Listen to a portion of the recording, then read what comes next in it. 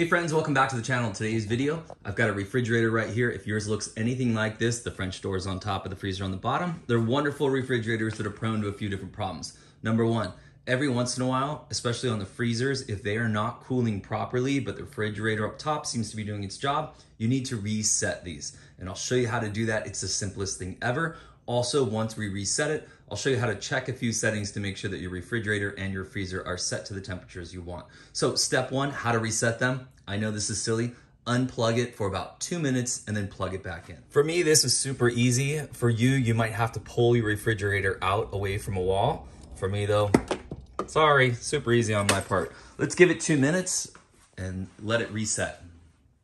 Okay, I plugged it back in. I gave it another minute or two just to kind of get all calibrated here. And now what we're gonna do is check a few settings. So let's take a look at this panel right here. Your fridge freezer might look a slight bit different, but most of these buttons should be pretty similar.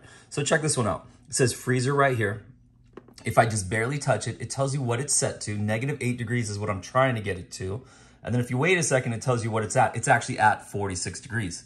So my freezer is at 46.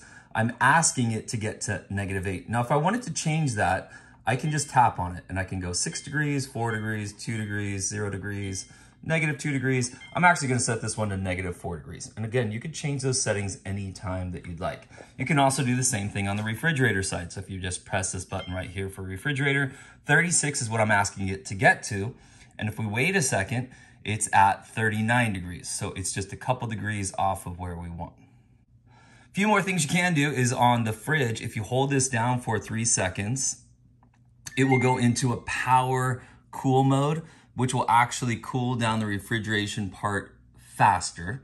It will not do anything to the freezer. And then on the freezer part, you can do the same thing, except that on this freezer one, let's hold it down for 3, and that little light comes on.